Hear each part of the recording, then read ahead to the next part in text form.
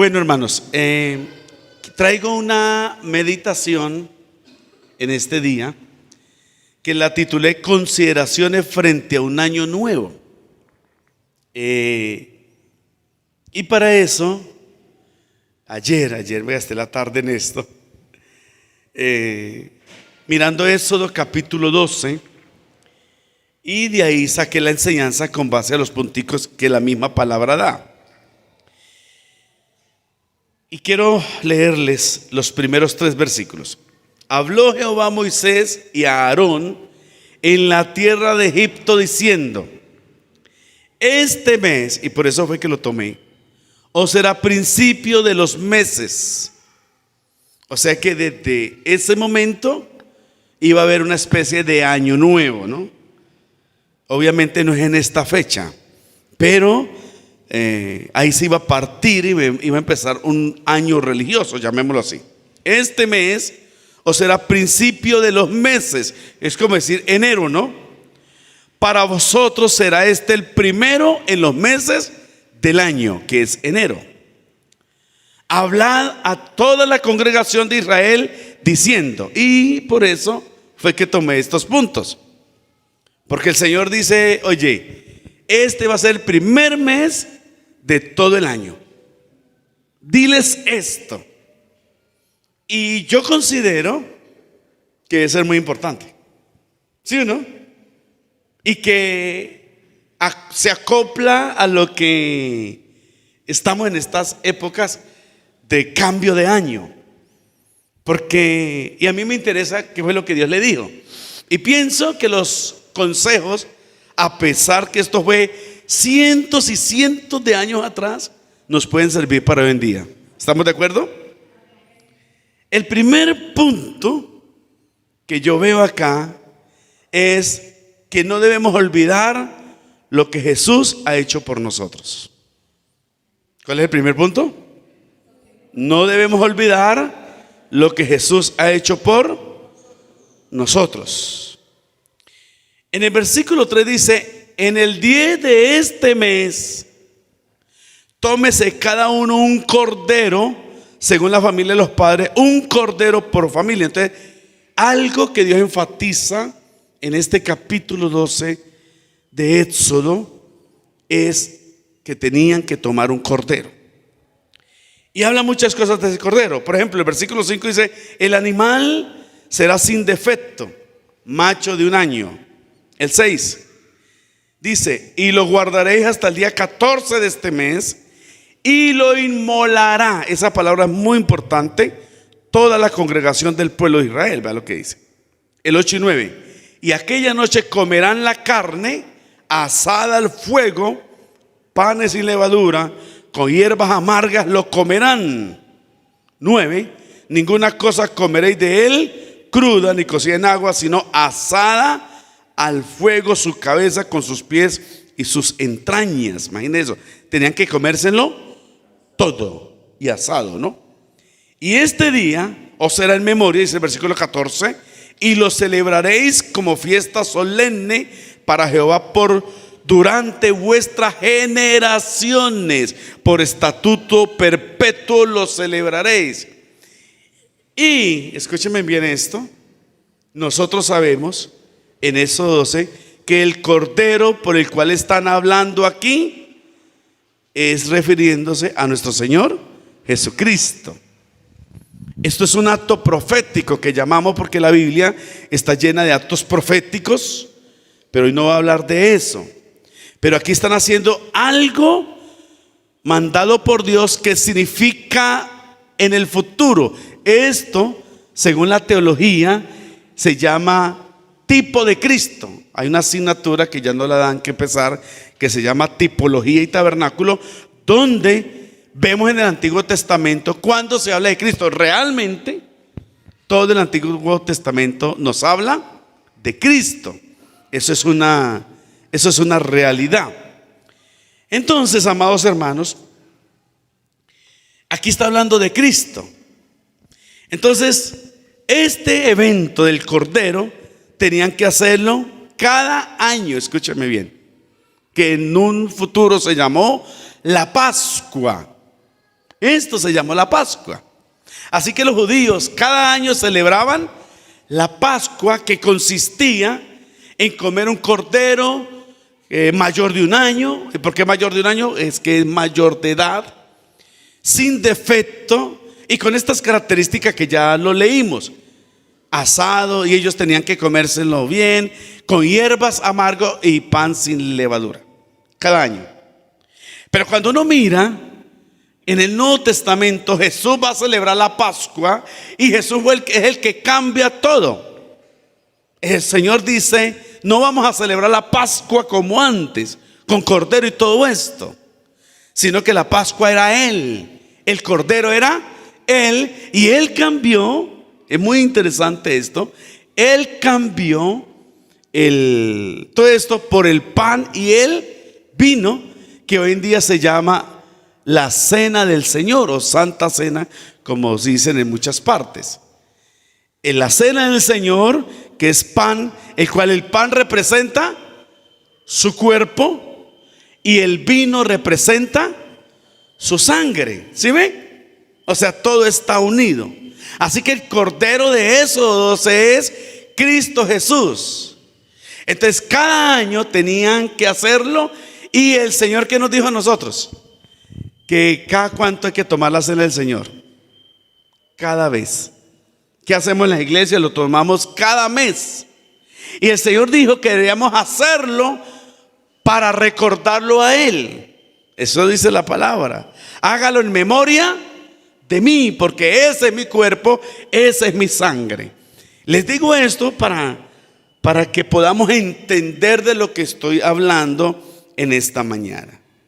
Entonces, cada vez que tomamos la cena del Señor, nos vamos a acordar de Cristo, de que Él dio su vida por nosotros, su cuerpo por nuestra salud, su sangre por nuestros pecados. Eso dice la Biblia.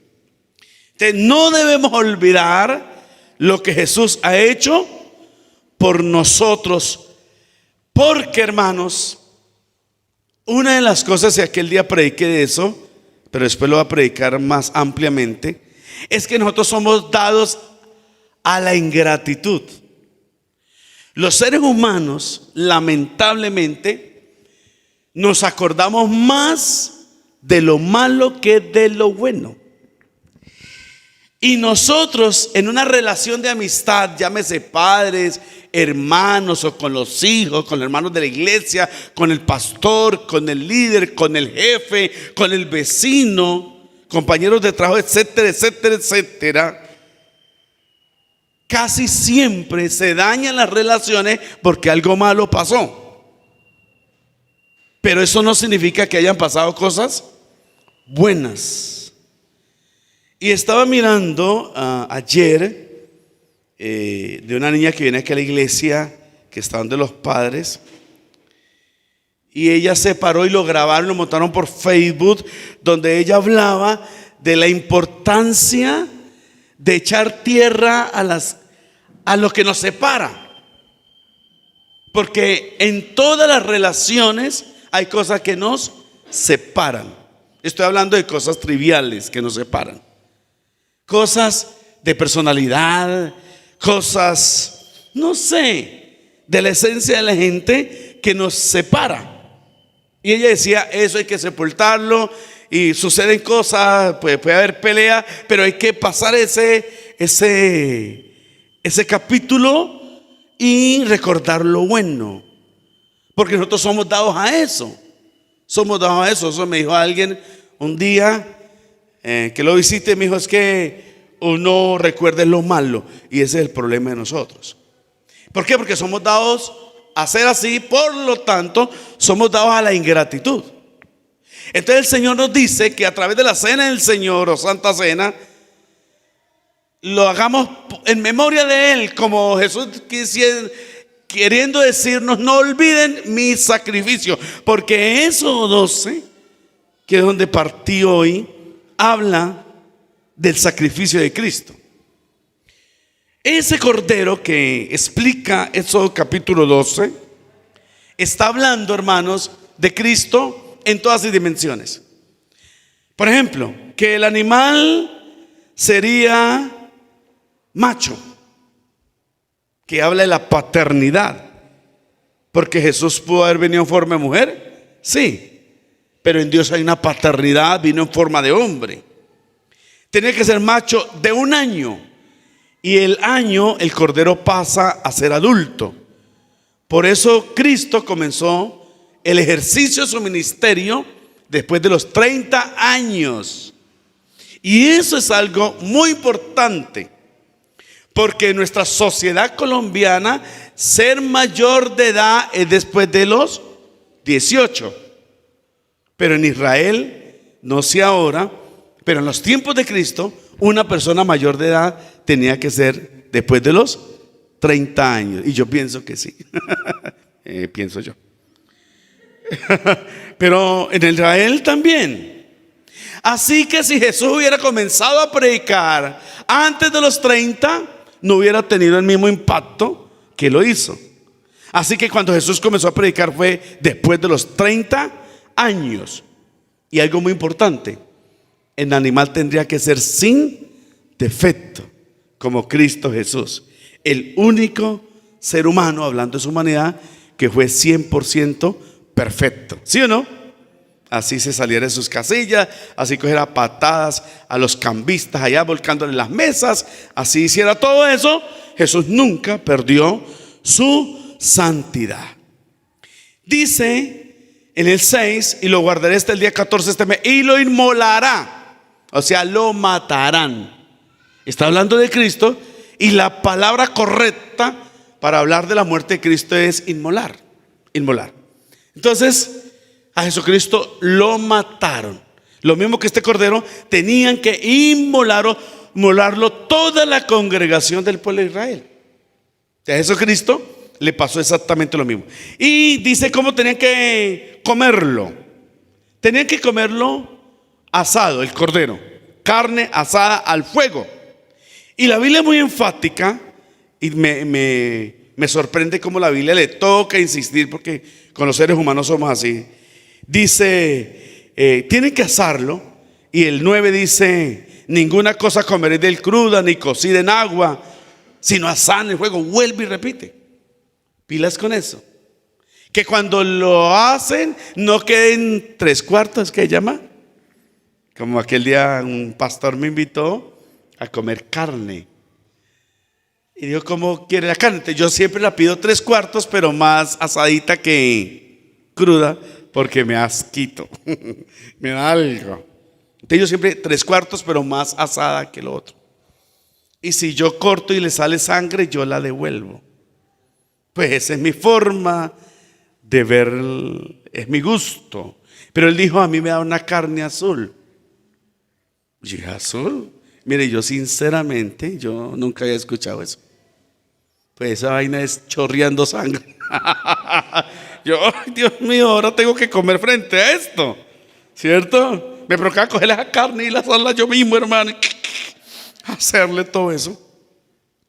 Pero según los expertos, ellos, porque yo no, soy un ignorante del tema, eso no es sangre, eso es los jugos de la carne.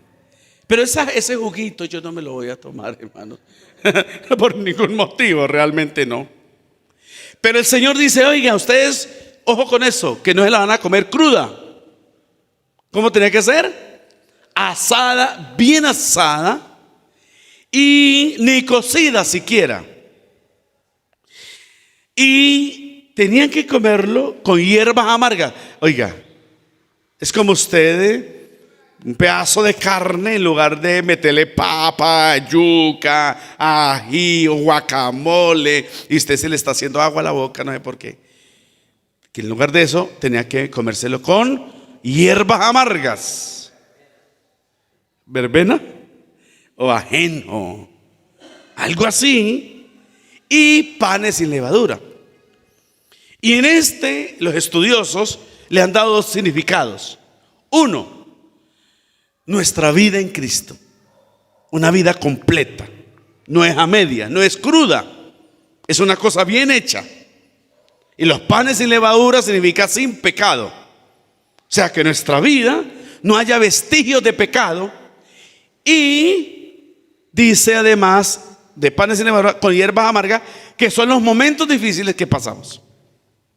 Porque todo ser humano pasa momentos duros y difíciles. No todo en la vida es dulce. Lo único dulce está en Navidad, hermanos, que es el pan de dulce, que es todo eso dulce que me hostiga con miel o que come bizcochuelos o almojábanas con queso y con brevas, que llama dulce, ¿no? Dulce de brevas, sí. Me hostiga, me gusta, pero me hostiga. Yo me como tantico y ya con eso quedo.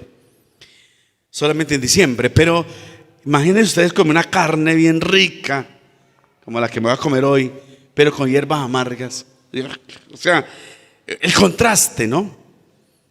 Pero también se habla de Cristo, del duro sacrificio de Cristo. Porque el sacrificio de Cristo fue duro, fue completo, fue total. Un hombre sin pecado.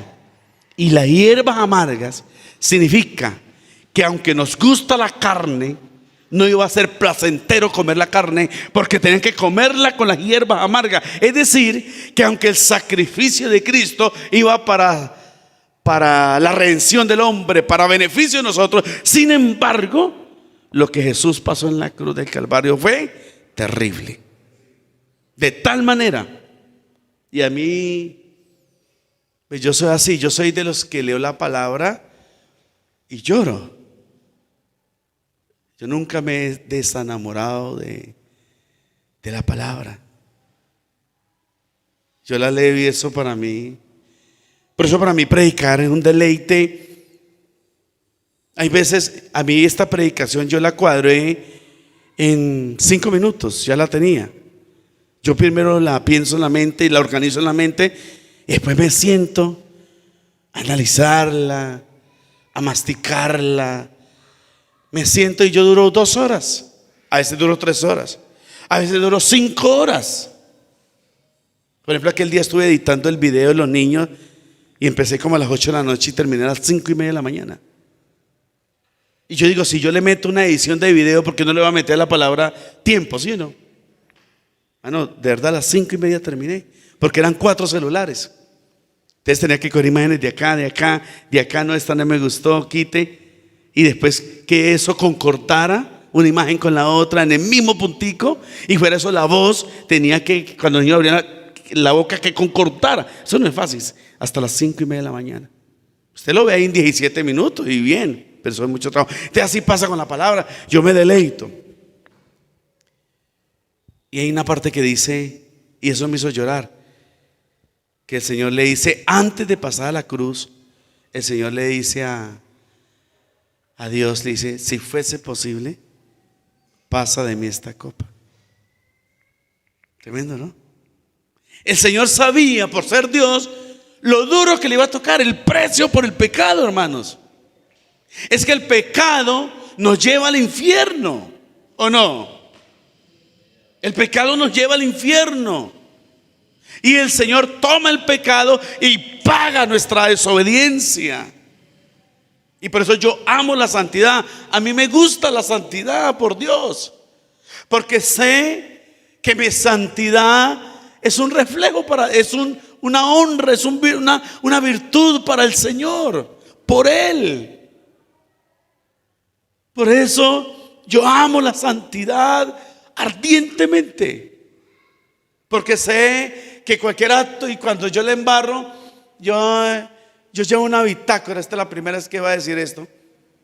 El día que me muera, entonces Valentina la busca en el computador. Yo llevo una bitácora de mi vida. Y yo digo muchas cosas ahí, unas no tan buenas. Y yo siempre las llevo escondida, porque nadie revisa mi computador. La más cercana de mi esposa, ella no mira eso. Pero ya vale sabe, ¿no? Richard. La buscan. Y yo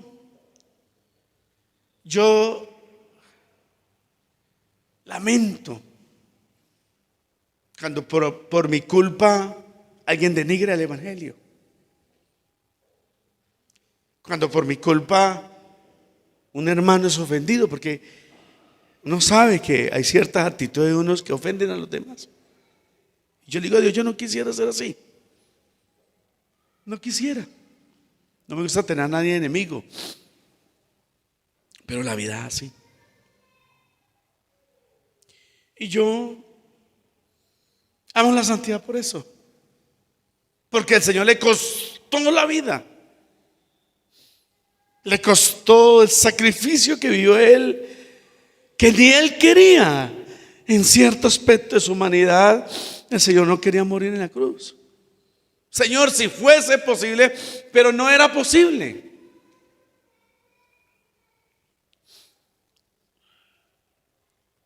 No era posible. Tenía que pasar. Y yo estuve investigando en el libro que va a salir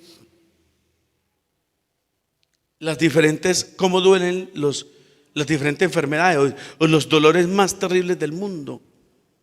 Y hay unos dolores insoportables como el cáncer. Y si hablamos del cáncer, saber que el Señor sufrió el dolor no de un solo cáncer, sino de todos los cánceres del mundo. Porque lo difícil, hermano, del sacrificio de Cristo, aunque estamos en Navidad y hay que hablar del nacimiento, pero bueno, no solamente lo duro fue el aspecto físico de morir y todo lo que Él sufrió, que lo tengo escrito, lo que agonizó allí, sino la parte espiritual, ¿no? De llevar los pecados, la culpabilidad y llevar las enfermedades, los dolores de todo el mundo, habidos y por. A ver, ¿usted cree que eso es fácil? Por eso amo la santidad. ¿Sí me van a entender? Porque cada vez que yo le embarro o peque, que todos pecamos, ¿verdad? Todos hemos pecado. Los siguientes 2 días para mí, cuando soy consciente, son 2 días difíciles y duros. De pedirle perdón al Señor. Y aunque sé que Dios, con la primera vez que uno le pide perdón, ya Dios con eso perdona, pero aún queda ese residuo de culpabilidad. Y lloro por eso. Amo la santidad. Me duelen cuando los hermanos de la iglesia no aman la santidad.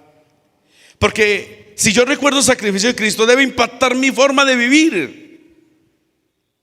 Y una manera es la consagración. Porque si Jesús pagó el precio por mí, ¿cómo yo no voy a amar la santidad?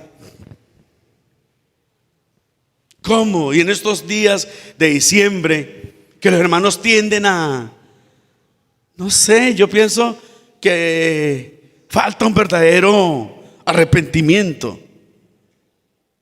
Yo no, a mí no me jala tomarme una cerveza, hermanos, de ir a bailar. O sea, a mí no me nace en el corazón. Y no puedo decir que porque llevo 30 años de conocer al Señor. No, porque es que yo nunca me he descarriado. Nunca, ni cuando empezando que fumaba tanto y tomaba y era tan promiscuo sexualmente, me anhelaba eso. Sí, tuve una lucha y el pastor tuvo que orar por mí porque le comenté un día: estoy pasando por esta lucha, y él oró por mí, algunos hermanos, y me colaboraron, me ayudaron realmente. Pero yo supe a quién le estaba sirviendo, a pesar de las cosas horribles que vi cuando empecé el evangelio. Vi 2 cosas feas en mi vida que me hicieron pensar en un momento, decir: ¿esto es el evangelio? Malos testimonios de 2 pastores cercanos a mí. Esto es. Pero como le dije a un pastor de ellos, le dije: tranquilo, yo sé en quién he creído. Yo sé en quién he creído. Y sigo diciendo: yo sé en quién he creído. Así usted viene conmigo, se convirtió en algunos muchachos de mi edad y seguimos y se fueron alejando y quedé yo solo. Y yo veo hermanos de la iglesia ahí batallando. Pero usted y yo tenemos que tener la consigna de seguir adelante. y no cargarse con los demás. Pero esto debe impactar nuestra vida en cuanto al tiempo de darle a Dios lo mejor, hermanos. Es que nuestra vida es pasajera, es efímera, es como el mismo Señor dice, como la flor del campo que por la mañana es y por la tarde muere. Es como el polvo, como la nube que se disipa ante una eternidad. Y el tiempo para Dios debe ser lo prioritario, lo más importante. Debe impactar el tiempo, la consagración, el servicio. Servirle al Señor. Que Dios no nos creó, hermano, para matarnos la vida. Sí tenemos que trabajar, sí tenemos que subsistir, pero además de eso tenemos que servirle al Señor.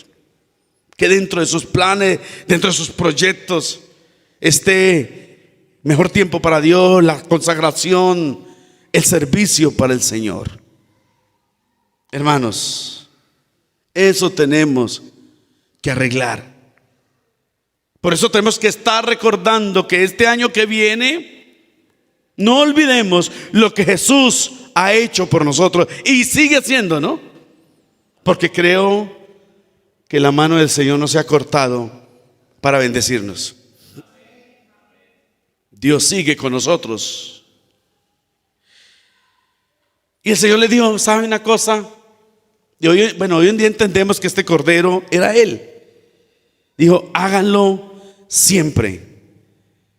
Este día os será en memoria, dice el 14. Va a ser una fiesta solemne, imagínense, denle la altura que se merece. Para Jehová durante vuestras generaciones, por estatuto perpetuo. Y es cierto, porque ya les conté que de ahí pasó a la Pascua, o esta era la Pascua. De ahí pasó a la cena del Señor. Y Dios no está esperando eso en el cielo para volver a tomar la cena con nosotros. Pues eso dijo Él, ¿no?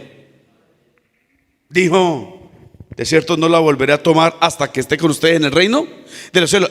Él la tomó también. Y Él le dijo a los discípulos, ¿sabe? Comed mi cuerpo, tomad mi sangre. Que mi cuerpo es partido por ustedes.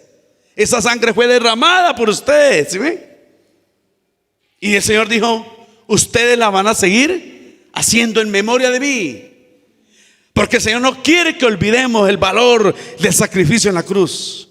Que este cambio de año, porque aunque no estoy hablando del nacimiento y de la muerte de Cristo, sin embargo, fue algo que el Señor recalcó. En este mes, como decir enero, ustedes no deben olvidar esto, el sacrificio de la cruz de Cristo.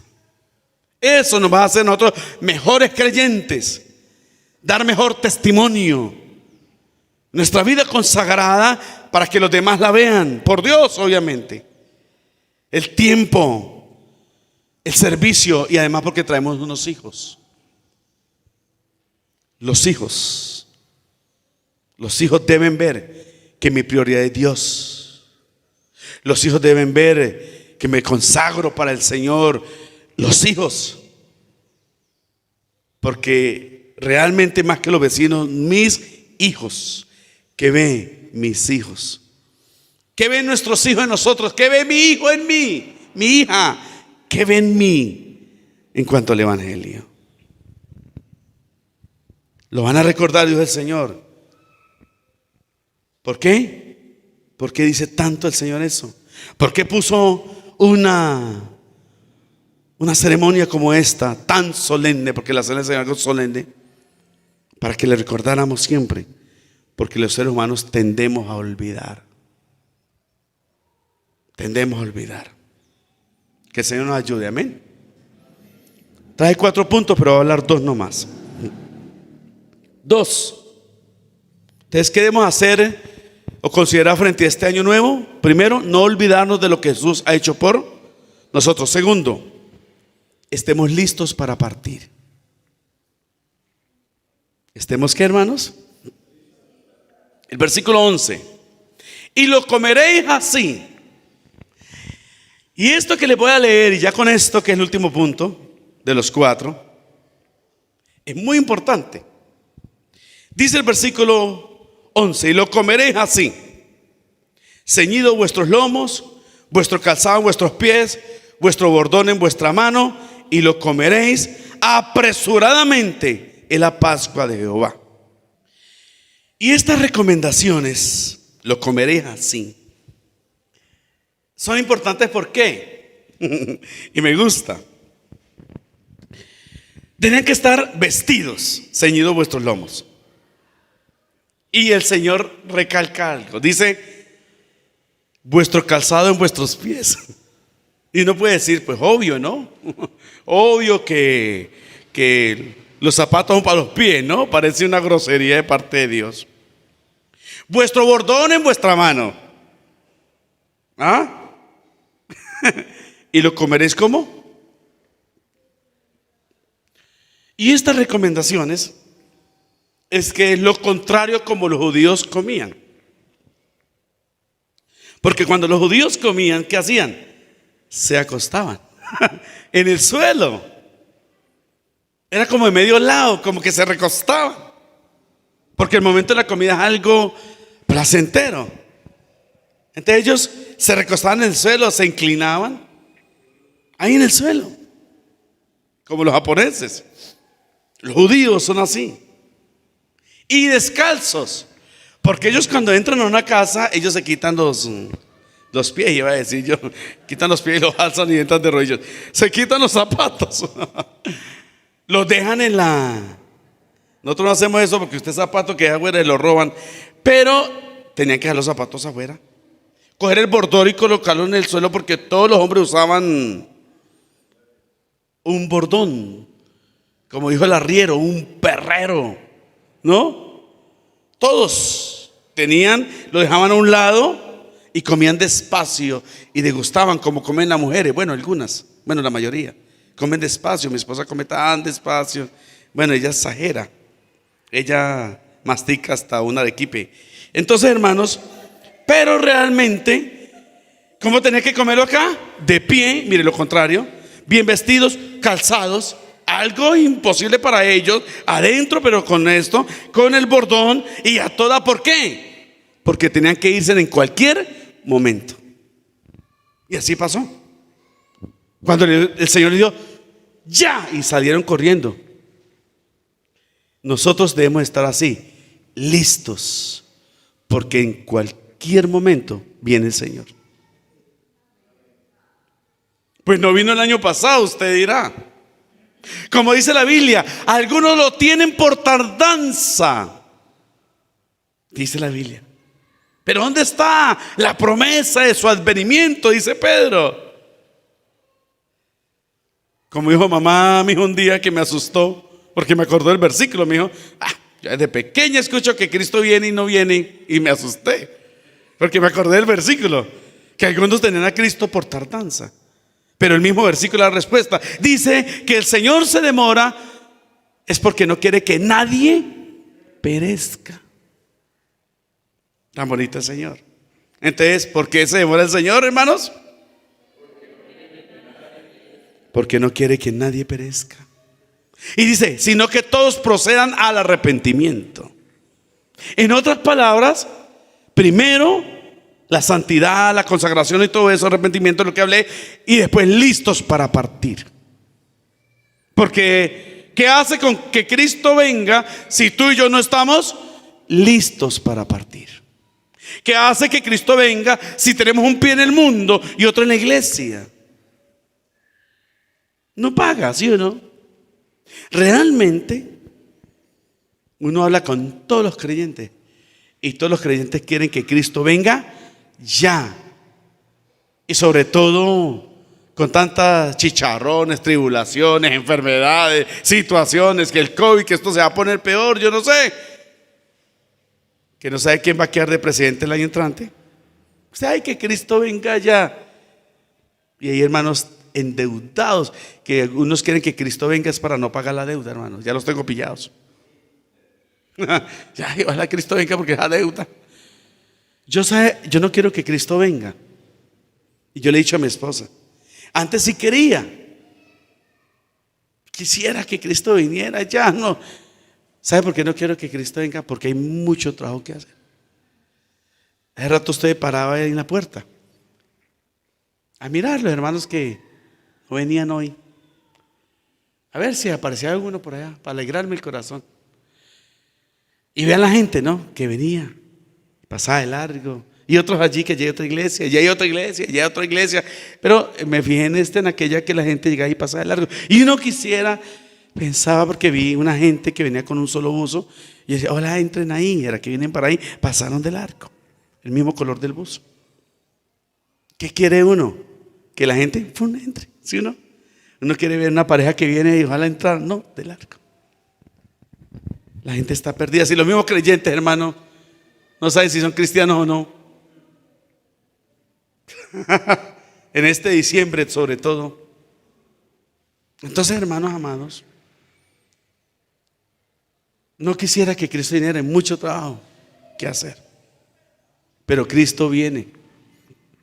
El día y la hora nadie lo sabe, pero que Cristo viene, viene el Señor. En cualquier momento viene el Señor. En cualquier momento, hermano, el Señor viene por su iglesia y nos llevará. Y debemos estar listos para partir con el Señor.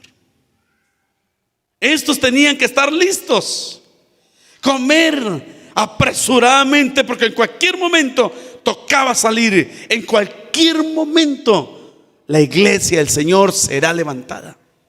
En cualquier momento. Y puede ser este año. Y cuando yo veo, hermanos, el mundo profético, la parte profética, ya no hay nada por cumplirse. Ya todo está listo. Las dos únicas cosas que faltan, que veo que faltan, es la guerra de Gog y Magog, que puede ser antes del rapto o despuesito del rapto. Y ya está el escenario listo, los enemigos de Israel están listos, Israel está preparado. Dijo el general israelita, si nuestros enemigos supieran lo que tenemos, lo pensarían antes de atacarnos. Y según el Señor, en esa guerra de Gog y Magog, que un día este año entrante voy a predicar de eso también, habla de que Israel va a ganar. Es una guerra que viene. Y cuando yo escuché que las naciones, que habla la Biblia, que tengo una lista de las naciones actuales, estaban preparando y que estaban los que, ¿cómo se llaman estos barcos de guerra? Bueno, estaban listos, todo. A mí me dio algo. Cuando no ganó Trump me dio algo, porque Gog y Magog muestra a Israel como desamparado y el que lo cubre es Israel, obviamente Dios, pero Israel. Y lo otro es el tercer templo, la construcción. Pero sabed de que todo está listo para hacerlo en 150 días, creo. Y sobre todo me dio una escaramucia, algo tan tremendo. Porque algo que impide la construcción del tercer templo es que en el lugar donde va a ser construido está la mezquita de Omar. Y cuando leí que los antropólogos, los científicos de Israel dijeron, parece ser que hemos estado equivocados con el muro. Digo, parece ser que el templo no estaba en la mezquita de Omar, sino al lado, imagínese usted. O sea que ya están en las excavaciones, ya están averiguando, y si descubren que el templo no es en la mezquita de Omar, sino al otro lado, Cristo se viene, hermano, pronto. Y responde a uno de los interrogantes escatológicos: ¿qué va a hacer Dios para erigir el tercer templo en el lugar donde está una mezquita árabe?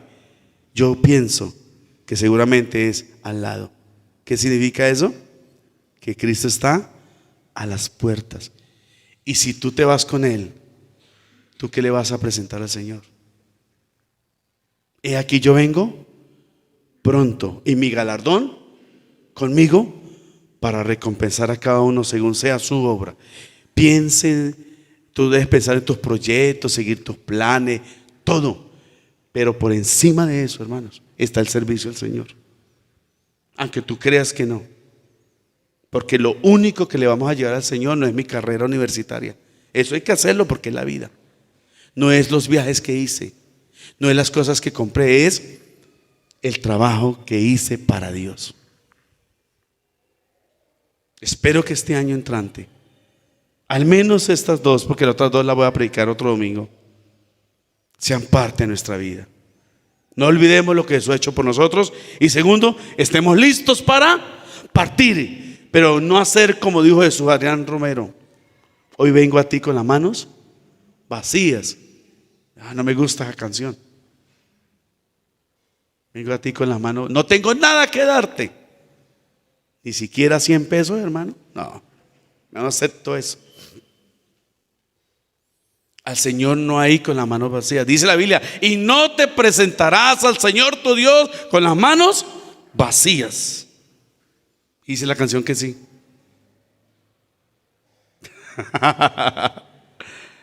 ¿Cómo están tus manos? ¿Vacías? ¿Cómo está tu vida? Pongámonos de pie, por favor.